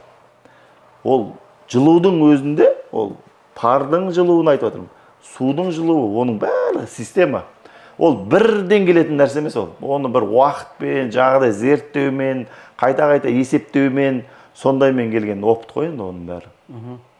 Одан кейінгі сервис. Астында жаңа чай ішетін жеріңіз бар. Қанша адам жұмыс істейді сізде? Мен деген жалпы сменныймен алғанда общий 10 адам жұмыс істейді ғой. 10 адам жұмыс істейді. 10 адам жұмыс істейді. Ол жерде жаңағы технически қарап жүретін жігіттер бар, иә? Пештеріне қарап жүретін жігіттер. қыздар бар ар Қыздар, жағында салонда сосын неге кетеміз? Иә, біз салонда менікі, бірақ енді біз енді ол салонды өзінің мамандарына арендаға беріп қойғанбыз. Аха, оны яқты өзіңіз түсіп тұрады. Иә, ол өзі несін беріп тұрады, бірақ моншаны біз 100% өзіміз қадағалаймыз. Ол жаңа айтып жатырмын ғой, біз мысалға көп нәрсе опытпен келді ғой. Моншаға қатысты жаңағы заттары бар, суың бар, мынандай шайың бар, шоколадың бар, сабының бар, шампуның бар. Яғни сіздің моншаға адам үйінен ештеңесіз шығып келіп, шомылып, осы жерден керек нәрселердің барлығын сатып алып, астынан шампунь сатып алып, шомылып кете берсе болады. Әрине. Любой уақытта. Мысалға, біз енді қалай көбіне моншаға барамыз десек, үйдегі мен моншаға барамын, заттарын бәрін, полотенцемді алып келем, анандай. Яғни мен қалада жүрген жерімнен үйге қайтып баратып, су хауысқа түсіп, моншаға түсіп, жуынып шайынып, үйге қайтып өтім болады. Әрине. Біз сондай жағдай жасағанбыз. Барлығын, ақысын алып барлығы. Оның да жаңа айтып отырмын ғой, енді оның да бір бұл нәрселерде бізге бірден келген жоқ та. Бұл да опытпен келді. Қай затты сату керек, қай затты көп алу керек. Мынаны көп алсақ, мынаның пайдасы қанша деген сияқты. Соның бәрін есептенген. Сіз ашылған жылдың алдында бір жылдай бір кафе сияқты аштыңыз. Стоянкаға ше. Иә. Сондай да кездер болды, шашлық саттыңыздар. Иә, мен осы моншамен қатар жаңағыдай тамақ бизнес, жаңа айттым бағана, ресторан деген өзіңіздің лақабатыңыз ғой, иә, ресторан енді глубокий неде қалып қалған ғой. Шіркін бір ресторан, андай кафе ашу деген. Соны орындаймын деп, мен соған кірісіп, жаңа донер аштым, пицца, барлық аппараттарын бәрін сатып алып, шашлығын қойдыңыз. Шашлығын қойып, кәдімгідей мықты жаңа несін әкеп, бір сезон істедім ғой. Бірақ ол моншамен қатар қиындау, әрі дұрыс сәл келіңкіремейді екен. Өйткені оның өзінің жеке, өзінің отыратын жері болса, тамаққа деп жеке барған дұрыс екен да, адамдардың. Тамақ ішіп келіп, моншаға түсіп қайту деген сияқты мәселе, моншадан шығып тамақ жасалу деген сияқты кішкене сәл. Иә. Шай ішіп отыруға болады? Иә, жоқ, шай болады, бізде мысалы заказбен тамақ алдыруға болады, бірақ енді именно біздің моншамыздың алдында андай күнделікті адамдар отырып тамақ ішуге арналмаған екен. Онымен кішкене келіңкіремеді. Иә, келіңкіремеді, ол сол істеттік, ол жүрмеді. Ол жүрмеді, ашығын айту керек. Ол бизнесім жүрмеді. Сонымен жаңа бірақ ақыр орындадым ғой, кафе деген немді орындап, сонымен іштегі нем жабылып, сонымен ол бизнес жауып қойдық енді. Кафе бизнесі жабылды сонымен. Негізі Мәкеша, монша ашу мәселесінде, монша кәсібінде сізге, өзіңізге бір ұнаған нәрсе не? Бұл монша жаңа айттым ғой, енді бізде бір сауапты амал деп қарастыру бірінші, ең бірінші. Бір түбегейлі тек барлық нәрсені ақшаға тіреп, бір ақша деуге де болмайды. Өйткені бұл шынымен бұл Аллаға ұнайтын кәсіп па, жаңағыдай сауабы бар ма деген сияқты, сол жағынан адам жүрегін тынышталдыру керек та. Менде мысалы солай. Мен бірінші орынға ақшаны қоймаймын. Бірінші адамдардың жаңағыдай ризашылығы, көңілі, Аллаға ұнай ма, халал болу, жаңағыдай оранып жүруі, ішімдік ішпеуі деген нәрселер сол маңыздырақ та маған сонда. Моншаның ішіндегі, монша бизнесіндегі, монша кәсібіндегі ең бірінші ұнайтын нәрсе сол, Сол. Жаңа сіз айттыңыз ғой, енді моншаға қатысты жалпы бір ұнамайтын, теріс пікір жазатын деген сияқты. Енді ол өзімізге болсын, моншаға болсын, жай адамға болсын, ол нәрсе тоқтамайды екен. Бұл жерден де жағы.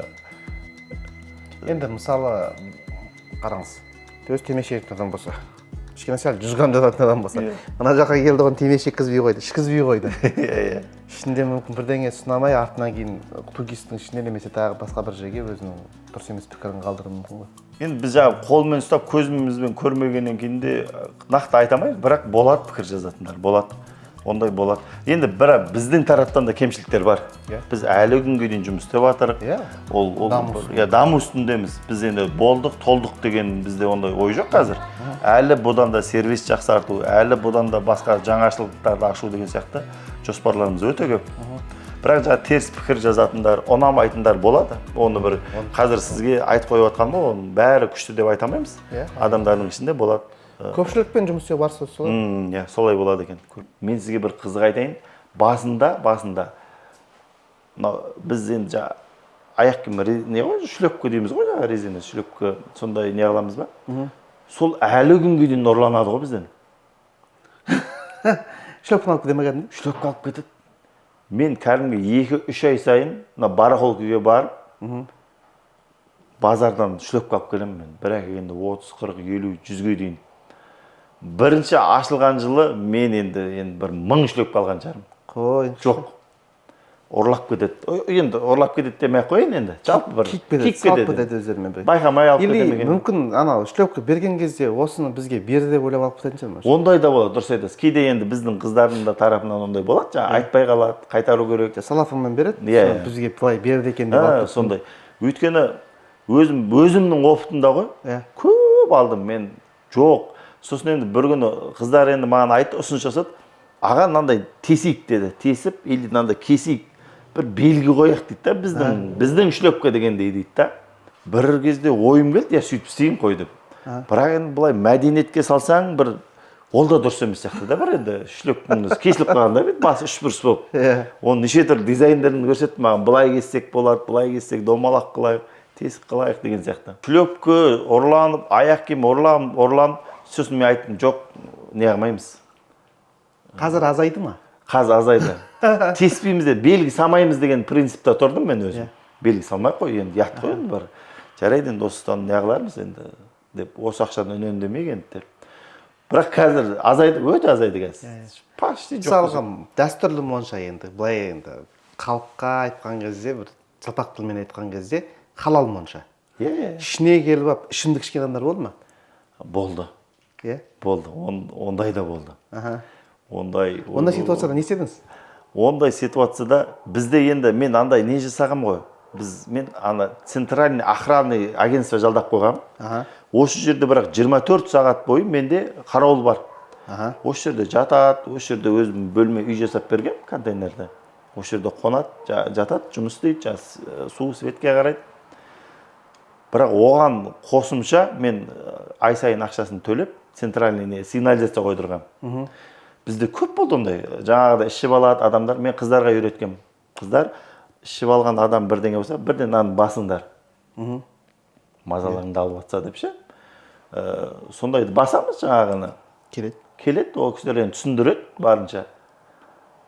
Біз енді ішімдік ішуге болмайды деп кіре беріс жерден бастап жазып қойғанбыз да.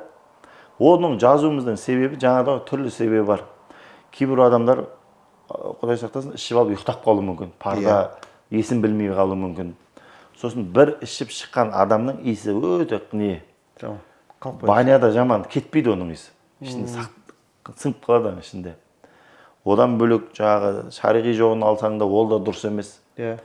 Ондай моменттер көп болды басында ашылған жылдар. Мен осы жерде жүретінмін ғой. Мынау жер біз кірген қазір бұл жер?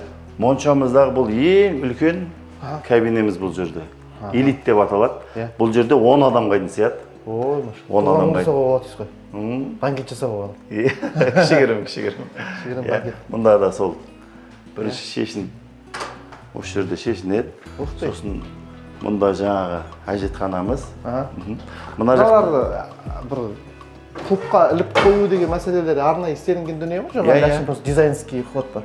Жоқ, бұны енді жаңағы кейбір адамдар өзінің жеке заттарымен келеді, сол кезде жеке осы салып қояды. Ал енді екі вариантта қарастырғанбыз ғой. Мұнда жаңағыда шешінеді, үлкен киімдерін іледі. Мынаны байқасаңыздар, бұның стилі жаңағы лофт дейді ғой. Лофт, осындай. Суға да төзімді, темірі көп дегендей. Соған арнайлап жасалынған. Енді қаяқпен жалғастырамыз? Шомылатын жаққа ма, жоқ әлде демалатын жаққа ма? Жоқ, шомылатын жаққа жалғастырайық бірінші, келіңіз. Бұл біздің ең үлкен шомылатын жер. 7-8 адам келіп, бұл жерде отыра алады. Бір мезетте 8-9 адамға дейін сияды, отырып, мына жерде өйткені кең қылып жасадық біз. Мына жерде, осы жерде жуынатын жеріміз кең қылып қойдық. Мына жерде 2 душ кабинка. 2 душ кабинка бар. Оларда отыратындар да. Бұл да отыратындарымыз жаңағыдай жылы болып тұрады. Адамға жуынғанға, терлегенге өте ыңғайлы жасағанымыз ғой. Қандай күшті. Бұл жерде парилка, сосын жандағы Екі, бұл жерде екі парилкамыз бар. Біздің біреуі сухой, екіншісі влажный хамам ғой. Да вы что? Иә, екі парымыз бар. Өйткені бұл жерде үлкендеп жасағанбыз. Иә, бәрекелді. мінекей. Қазір енді қосылмай тұр. Жоқ, мына ыстық болып тұр ғой. Иә, ыстық болып тұр, бірақ қосылмай тұр. Да? Бұл жерде де сондай бу шығып тұрады, ыстық нелердің барлығы, иә. Байқасаңыз, неміз ыстық, өте ыстық болып тұрады. Иә.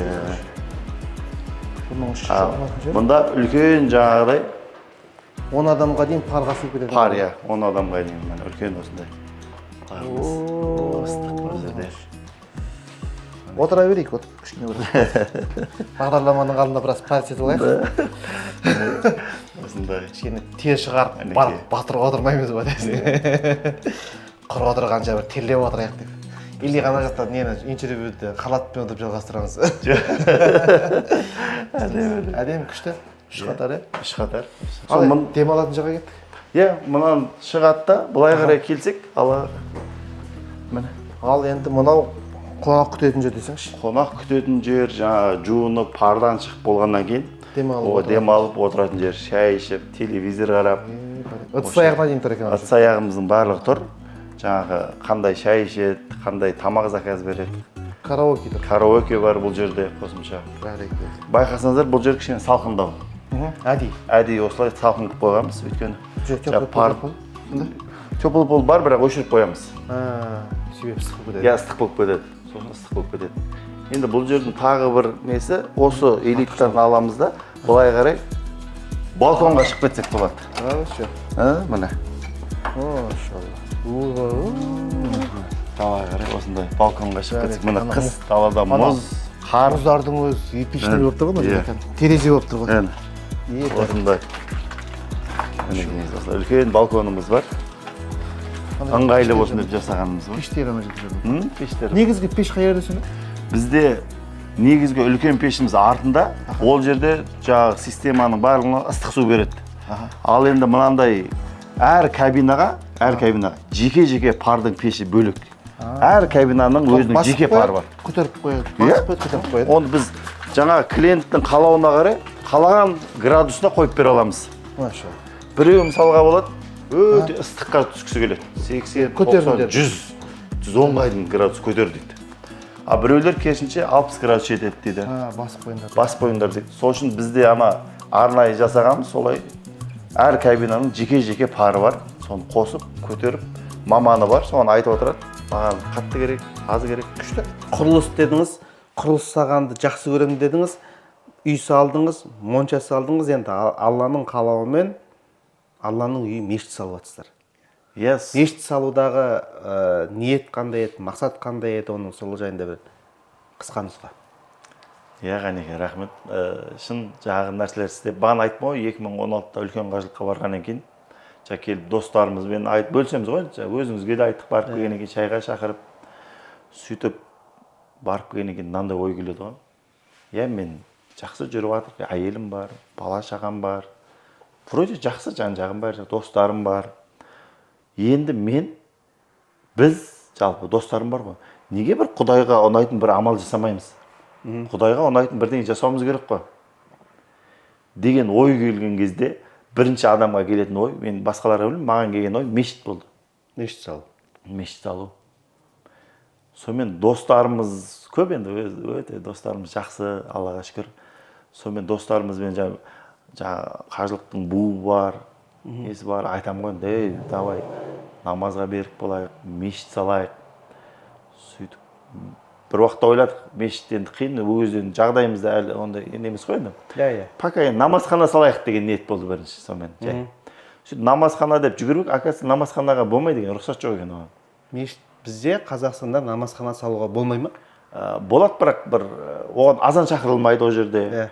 Ол бір жолдың бойындағы бір не сақтап қалады екен андай. Кіріп намазын оқыды, кетті. Иә, азан шақырыламайды. Имам ұстай алмайсың ол жерге.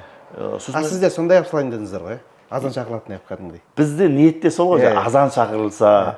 Біз енді намазхана деген біз сөйтіп ойлап қалдық басында, азан бәрінің рұқсаты бар, сондай шығар десек, олай емес екен, ол мешіттің несі бөлек екен. Сонымен жаңа достарымызбен ақылдасамыз да болды дейміз ғой енді. Ниет қой енді. Ниеттеніп сіздер бекітіп қойдыңыздар. Мешіт саламыз деп. 2016-да бекітіп қойдық. Осыдан 8 жыл бұрын. 8 жыл бұрын. 30-дамыз ол кезде. Бекітіп қоямыз да, сонымен 2020-ларда жаңа бизнес бастап жүріп жатыр қой, жайлап ақша түсіп жатыр.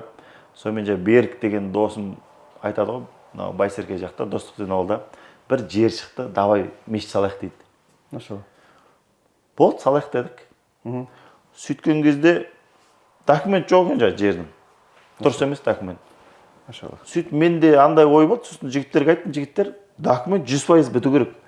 100% жаңа муфтияттың атына өту керек ол документ. Сосын барып бастаймыз деймін ғой енді жаңа. Енді барынша бір андай прозрачно деймін жаңа не болсын деп тұрмын ғой енді. 2020-да шыққан жердің документі 2023-де дайын болады ғой. Жер тұр. 3 жыл. 3 жыл. 3 жыл жаңағы жердің документінде жүреміз ғой біз. Енді күнде емес, бетіп қоямыз, жібереміз, запрос жібереміз, ауылдың атынан хат жазамыз. Жер бос тұр енді бірақ. Мына жерді мешітке беріңіздер деп. Иә, сөйтіп жүр ғой, акиматқа айтып жатыр. Мына жерді мешітке беріңіздер деп жыл сайын жазамыз, 6 ай сайын жазамыз, не қыламыз. Сонымен былтыр осындай Рамазанның кезінде, Рамазан алдында ниет қылып, Рамазан айында умраға барамыз ғой. Умраға барып, жаңа Берік деген досым бар, Ерлан досымыз бар. Сол жерден жер сұраймыз Алладан. Раббым осы мешіт салуымызды нәсіп етші. Бұйыртшы осы бізге бір жер шығарып берші деп. Рамазан айында келеміз, май айының аяғында июньде жаңа досым хабарласып тұр ғой, WhatsApp-қа жазып. Мешіттің жерінің документ шықты деп. Бірде-бір тыйым бермей. Жоқ. Жаңағы енді 3 жылдан бері жүгіріп жүргеніміз өзі мемлекет тарапынан бір жерлер официально беріледі. Мешітке берілетін жер болады. Мектепке берілетін жер болады екен, паркке берілетін жер болады. Өз сондай мемлекеттің кәдімгі нелер болады екен. Біз сол сұраған біздің ауылда, Достық ауылында мешіт жоқ, Қайнар ауылында мешіт жоқ, қарама-қарсы, қасында дачада да мешіт жоқ. Бұлайша айтқанда 3 ауылдың ортасынан жер сұрап тұрып қой біз. 3 ауылда да мешіт жоқ. Машалла. Сонымен үлкен жер бұйырып шығады ғой бізге. Альхамдулилля. Мешітке де документ шығады да. Сонымен бисмилля бірден бастап кеттіңіздер. Бірден. Енді қызық жаңағы Алладан сұрап жүрік қой. 2020-дан бері сұрап жүрік, үйтіп жүрік, бүйтіп жүрік. Әні бастаймыз, міне бастаймыз деп. Енді документ шыққан кезде сынақ қатар келеді екен. Бәрібір бір күшті бастап кеттік деп айта алмаймын. Бір сынағы болды. Өйткені ол қандай сынақ? Өзі Алла тағала Құранда почти барлық жерде бізді сүйіншілейді ғой. Жақсылықпен сүйіншілейді, берекемен сүйіншілейді. Сүйінші көп қой. Ал Ібліс бір жерде ғана бізді қорқынышпен кедейлікпен қорқытады. Кедейлікпен бір жерде қорқытады. Жалпы Алланың несінің қасында. Сосын жаңағы жер шыққан кезде енді жаздың уақыты болғаннан кейін бәрінің бір тығыз шаруалары бар, ақшалары енді жан-жаққа жіберіп қойған ғой. Сөйтеміз да енді ақшаң ыңғай келіңкіремей тұр ғой, 100% салып бітуге. Сонымен жоқ деп біз бисмилля біз бастаймыз дейміз да. Сол принципте тұрып, біз енді былай қорқыттық қой жаңағыдай бірден ойбай біз мешіт салатын толық ақша керек деген сияқты. Жоқ, толық емес, біз бастамасын бастаймыз. Бірақ жаңағы қасымдағы бауырларым, достарым мына нәрседе тұрамыз ғой. Мешіттің ең барлық нәрсенің фундаменті ғой. Фундамент мықты құюымыз керек дейміз ғой. Фундаментті мықты құямыз. Және сол фундаментті өзімізді қолмен жүріп жасаймыз. Фундамент біткенше барлығымыз осы жерде жұмыс істейміз. Бригада жалдамаймыз. Сол жетсе 10 жігіт қойын жаңағы бәріміз ақылдасып. Сонымен жер шықты, рұқсатын бәрін алдық. Проектісі дайын мешіттің. Проектісі дайын. Проектті енді жаңағы алдық. Жеріміз сәл мынандай сай болды да. Біз енді 1 этаж саламыз деп ойлағанбыз. Бірақ енді сай болғаннан кейін амал жоқ, 2 этаж салуға тура келді. Иә. Алланың жоспары екен да, сөйтсек біз 2 этажға сондай сай болып тұрғаны бәрі. В общем, жаңағы сынақ деп жатқан біз енді 2 этаж салуға ондай миымызда өйтіп ойламай едік та, 1 этаж саламыз деп жүргенбіз ғой. 2 этаж болатын болды. 2 этаж, бисмилля. Сонымен жігіттер бәріміз ана арматура тоқып жүріп күнде арматура тоқимыз. Мысалға, сіз енді фундамент десе мынандай ойлайсыз ғой, мынандай ленточный дейді ғой, былай бүйтіп қоятын фундаментше, бүйтіп күшті қояды ғой. біз өйткен жоқпыз мешітті. Біз плиточный астын бәрін арматура тоқып тастадық та, полный құятын фундамент не қылдық қой былай. Полный бізде астының бәрі фундамент. Мешіттің негізі ана жан-жағында ғана емес, астының толық бүйтіп құйып тастадыңыздар ғой асты. Толық. Үлкен бір дәу тас сияқты. Дәу тас сияқты сондай жаңағы плита, былай қарасаң енді бір тапшан сияқты плита дейді, плиточный дейді екен да. Соны үлкен былай алдық қой, сондай полный соған. Сонымен ақшамыз өтіп қалды дейміз. Енді жоқ, сол енді қызық қой, жаңағы тоқып жатырық, 6 тонна арматура кетті астының өзіне. Тағы анау дәу арматура бар, бәрін жасап жатырық. Бригада жалдамағанбыз, өзіміз. Жаңағы достарымыз біреу бизнес саласында, біреу жаңағыдай мебель саласы, әр саладан ғой. Сіздің ондан хабарыңыз бар, арматурада оқудан. Менің хабарым бар ғой, мен жақсы көремін ондай істі. Мен жақсы көріп, немен істеп жатырық. Еще жаңағы нәрсе ғой, біз осы фундамент жаз, күн июньнің аяғы, июльдің басы ғой, күн ыстық. Сөйтіп жаңағыдай сауап күшті болады деп тұрық қой, енді астында фундамент қолмен істесек, иншалла соның сауабынан да көп алайық деген нәрсе ғой. Әйтсем бригадаға берсек те болады оны. Бірақ қой өзіміз бір ат салсақ, өзіміз істейік деп, астын бәрін тоқып, жігіттермен тоқып боламыз да. Енді жаңағы 3 адам шықсаңдар, хадис бар ғой, енді бір адам басшы сайлаңдар деп. Сол сияқты бұл істі бастардан бұрын жігіттермен ақылдастық қой. Сол кезде мені басшы қылып сайлады өздері. Сізді әмір қылып қойды. Енді ол да бір үлкен жауапкершілік қой енді. Ол мен бір болайын, мен нетейін деген жоқпын. Мен жігіттердің ақылдасуымен солай қалағаннан кейін, солай мені басшы қылып сайлады. Жаңағы ұйымдастыру, қаражат жағы, басқа жағы бәрі менің мойнымда болды. Сөйтіп арматураны тоқып тастаймыз бір аптаның ішінде 7 күнде. Содан бетон алуға барамын ғой мен. Танымаймын, бір заводқа барамын, сол жақын жерге. Бетон алуға барсам, ішінде бір заводтың ішіне кірсем, бір жігіт отыр, қасында бір жігіт, нар жағында бір қыз отыр екен. Енді орысша сөйлейді, қазақша сөйлейді, сонда жігіт қой енді. Жақсы жігіт, екеуміз әңгімелесіп отырық. Танымаймын ол жігітті. Сөйтіп айтамын мен, бізге осында 100 куб керек деймін ғой. Ойбай, 100 кубқа не сабатсыңдар дейді маған. Мешіт сабатырық. Қандай мешіт дейді? Осындай мешіт десем. Сендер мынандай плиточный қылып қояйын деп отыр екенсіңдер ғой дейді. Сөйтіп оған көп кетеді деген жаңағы, кубы көп кетеді деген ғой. Сөйтіп енді качество болсын деп отырық қой біз. Сонымен ана жігіт тұрады да маған айтады ғой. Болды, берем дейді. Бірақ мен ол жігіттен ондай не күткен жоқпын, жомарттық. Негізгі бағасы 22 мың деді ма, сондай еді ол кезде. 350 ма, марка. 400-дік пе? 350 алдық. Сіздерге 12 мыңнан берейін дейді ғой. 50%, бір 45%. Өз бағасына беріп тұр ғой сонда. Өз айтты бірақ. Өз бағасынан төмен беріп тұрмын деді. Менің де нем болсын деді. Бәрекелді. 100 куб бірден сразу келісті да. Ертең жіберем саған. Танымаймын, бірінші танысып тұрмын мен. Сөйтіп енді ана қуанып кеттім ана айтқанда. Сөйтіп енді ана жігітке айтамын ғой. Ильяс енді аты рахмет, Алла разы болсын. Әлі күнге дейін сол 50% жеңілдікпен жіберіп тұрады бізге. Әлі күнге дейін. Әлі күнге дейін бетонды сөйтіп жүреді. Мешіттің құрылысына. Әлі күнге жіберіп тұрады. Сөйтіп айтамын ғой, Ильяс, сендерде мынандай кобра дейміз, слон дейді ғой, жаңағы бетон құятын аппарат дәу машина болады, слон. Сендерде сондай жоқ па деймін ғой енді анаған. Енді тағы да сұрап отыр ғой. Бізде ондай жоқ, бірақ мен сұрастырайын деді. Сөйтіп машинама отырып, мешіт жаққа қарай кетіп бара жатсам, бір жігіт звондап тұр.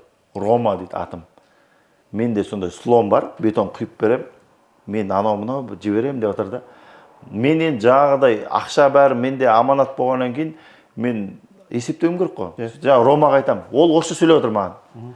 Мен енді барынша бар орысшам қосып отырмын. Рома, пока жіберме, маған бағасын айт деп отырмын. Бағасы, маған баға қызық болып тұр оның. Мен жіберем, отправлю деп мен жоқ, бағасын айт деймін мен. Екеуміз түсінсе алмай жатырмық. Бір уақыт машинаны тоқтадым да сөйтіп сөйлесіп. В общем, қанша дедім ғой бір уақытта. Қанша теңге аласың деп тоқтамаса болмайды. Сөйтсем, ты что, брат, мы же мусульмане, я тебе бесплатно отправляю дейді Рома. Рома. Намазхан орыс па екен? Жоқ, күрт екен, күрт. Білмеймін неге Рома дейтін, күрт екен. Мен мұсылманмын, мен күртпін, мен сенің мешітіңе жіберем бесплатно 6 сағатқа. Енді сол Ромамыз 4 рет жіберді ғой. Фундаментке жіберді, стенаға жіберді, наған жіберді, анаған жіберді. Мешіт біткенше бесплатно. Бәрекелді. Рома. Ана жағы бауырларымыз бетон әлі күнге дейін Бетон береді. бетон беріп тұрады. Сол сияқты нәрселер көп болды ма? Көп, өте көп. Біз Кірпішіңіз? Кірпіште солай болды. Кірпішті де танымаймын, бір заводқа барам да, осындай кірпіш керек деп айтам. Сөйтіп, мен мешітке деп айтам ғой енді барынша. Бірақ ескертіп айтам. Мешіттің хақысына кіріп кетпейік. Сіздің хақыңызға кірмейік. Сіз ад үші беріңіз. Атак не жоқ. Қинамаймыз деп. Сөйткен кезде Алла өз жүректеріне салады. Мысалға 35 теңге, 40 теңгенің кірпішін маған 25 теңгеден берді. Плюс үстіне 5000 кірпіш тағы қосып беріп жатыр андай. Тегін. Үстіндегісі обязательно ол кейіннен 10.000 болып кетті дейді ме? Кейіннен тағы жіберіп. Жаңағы ауылдың аты Достық. Бұл мешітті бастаған достар. Жаңағы өзіңіз, сізде бәріңіз достарымсыздар ғой. Қазақстан жан-жағынан достар. Мен кеу боламыз ғой. Бір жақ доспыз десеңіз. Достар, Достық ауылында мешіттің аты Достық. Машалла. Біз осы нені ұстандық қой? Аллах. Кім жәрдем береді, кім жалпы осы жерде біздің достарымыз. Біз Қазақстанда достарымыз бар біздің. Алланың достары. Алланың достары. Сол достар салып, Алланың достары бітірдік қой. Алланың. Альхамдулилла. Көп андай жәрдемдескендер өте көп. Енді ол үлкен, біз енді кіші ойлап едік, Алла үлкен қылып бітіргізіп берді бізге. Өте үлкен болып кетті. Үлкен 2 қабат, имамның офисі, навесі, дәретханалары. Соңғы үлгідегі жаңаша мешіт болып шықты ғой. Керемет болып шықты. Алла береке берсін. Мәке, енді жаңағы мешіт дедік, достар дедік. Ауылыңыз жайында. Осман мешіт деген кезде сіздер ауыл азаматтармен бірігіп бір мешіт салғандарыңыз бар. Сол жайында кішкене айтыңызшы. Күшті дүниелерді ашып жатсыз тақырыптарды ше. Я рас, енді біз ауылдан шыққаннан кейін ауылға деген не бәріне адамда тұрады екен. Ауыл не болып жатыр деген сияқты бармасаң да бір ауылдың жаңалықтары деген сияқты. Бұл жақта туысқандар тұратын шығар? Иә, туысқандарым, әкем, бауырлар тұрады, өзім ағам тұрады, туған жеңгем, ағам бәрі тұрады ауылда. Ауылда сол ауылдың жастары, менің замандастарым, менің құрдастарым бастайды, мешітті Досбол деген жігіт бастайды, Алланың қалауымен бастап, ниет етіп, сонымен артына бүткіл ауыл қосылады ғой. Кішкентай бастаған, бірақ ауылдан да жаңағыдай дәретханасы, имамның үйі, навесі деген сияқты үлкен болып бітеді ауылдың жәрдемімен. Қараңыз, ауылда сіздер ауылдың жастары болып, қанша жас аралығында, қай жылғы жігіттер сонда барлығы?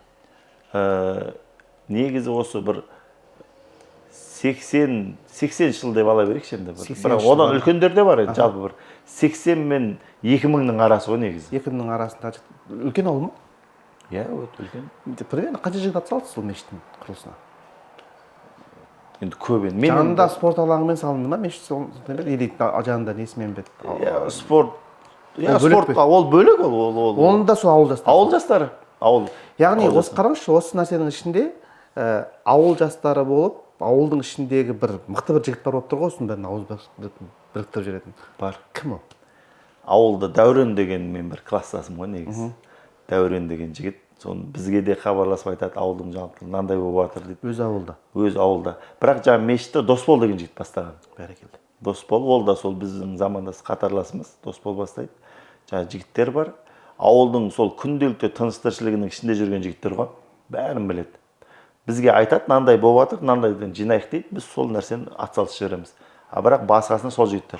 Негізгі мешіт салуымызға түрткі болған сол жігіттер ғой. Ауылда тұрып, ауылда сондай үлкен іс жасады да, спорт зал салды. Спорт зал болғанда футбол ойнайтын алаң салып жатыр. Жаңағыдай не салып, мешіт салып жатыр.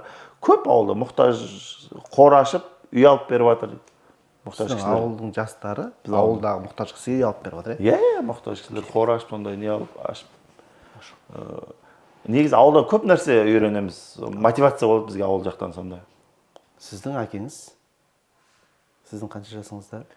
24 жасында. 24 жасында дүниеден озды. Әкеңіз қандай адам еді? Негіз әкем де, анам енді 15 жасында дүниеден өтті. Ол кісілер үлкені болған ғой енді, нені әулеттің үлкені, екіншісі болған әкем. Бірақ сол өзінен кейінгі інілерін қамқор болып, енді жалпы әулеттің үлкендері болғаннан кейін көбіне сол өзінен кейінгі кісілерге көңіл бөлген ғой. Бізге, мен енді үйдің ең кішкентаймын. Жалпы бір шектемеген бізді андай бір балансқа или бір неге салып қойып тәрбиелемеген да. Жан-жақты босатып жібереді. Қанша ағайындысыздар? Біз 5, 3 ұл, 2 қызбыз. Бәрекелді. Иә, сол әкеміз өте сабырлы, сондай кісі еді. Алла рахмын алсын. Әкемнің көп жаңағыдай осы біздің бір жетістікке жетіп или бірдеңелер жасап жатсақ, сол кісілердің тәрбиесі ғой негізі. Өйткені нақты тәрбие сол бала кезіндегі нелер да. Енді жаңа керек десеңіз, бала кезінде жаттаған сүрелер әлі күнге дейін жаңғырып тұрады санамызда. Бала кезінде жасаған сол нәрселердің бәрі тұрады ғой. Сол енді бала кезімізде әкемізде, анамызда дұрыс тәрбие берген болып тұрса бізге. Алла рахмын алсын ол кісілерді. Қарапайым кісілер болды ол кісілер, онда бір. Мәке енді моншаның тақырыбына қарап беткеп үйлесек, осы монша. Сіз енді 2 монша салғандай тәжірибеңіз бар. Бірінші этажыңыз бар, екінші этажыңыз бар, оның ішінде қай жерде қателескеніңіз жайында, қай жерде ұтымды нәрсе істегенін жақсы білесіз. Егер бір жас кәсіпкер келіп сізге, Мақсат аға, мен осындай бір монша салайын деп отырмын.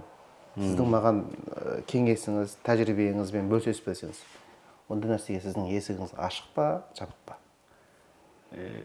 Осы негізі осы монша салынғалы, бағана айттым ғой, көп кісілер келіп кетті негізі маған. Келіп, осыған ұқсайтындай қылып салды. Дәл бұндай емес енді. Енді плюс-минус ғой. Осылай қылып салып жатыр. Ақылымызды айттық. Бірақ бір детайльны айтып, дәл біздіңкіндей ондай болмады менде. Бірақ соны енді бір өзім ойлап жүрмін. Бір дұрыстап, осының барлығын қағаз бетіне де түсіріп, осы өзімнің жасаған жұмыстарымды. 2 монша салғанда опыт болды ғой. Бірінші этажда енді қаншама қателіктер кетті. Екінші этажда да жоқ деп айта алмаймын. Бар, тағы да түсетін жерлер бар. 3-ші рет салсаңыз, бұдан да жақсы салатын бе? Әрине, бұдан да жақсы. Оған сөзсіз, оған күмәнім жоқ. Сол жақты, әрине келетін адамдар болып жатса, олармен тәжірибемен бөлісу жалпы жоспарымда бар. Құрметті бауырлар, осымен сұхбатымыз соңына шығып жатыр, бірақ сіздерге естеріңізге сала кетейін, біз төмен жақта міндетті түрде Мақсат бауырымыздың Instagram парақшасын қалдырып кетеміз, ссылкасын. Сол жаққа хабарласып, ол кісіден осындай кәсіп ашатын болсаңыздар, осындай кәсіп ашу ойларыңызда жүретін болса, міндетті түрде жазып, хабарласып көрсеңіздер болады. Себебі бұл монша, тазалық темасы ешқашан бітпейтін тақырып деп ойлаймын. Мінекей құрметті бауырлар, көрдіңіздер, тамашаладыңыздар, пікірін естідіңіздер. Ағарай осындай кәсіп ашам десеңіздер, Мақсаттың нөмірі мінекей. Мархаба, хабарласыңыздар. Мақсаттың кәсібіне береке тілеп қояйық. Біздің каналға тіркеліңіздер, лүпіл басыңыздар, пікір алаңы арнайы тек қана сіздердің пікірлеріңіз үшін мархаба жазыңыздар. Келесі жолыққанша тағы да осындай кәсіптің басында бірге жүздесейік. Аман, саулықта қалыңыздар.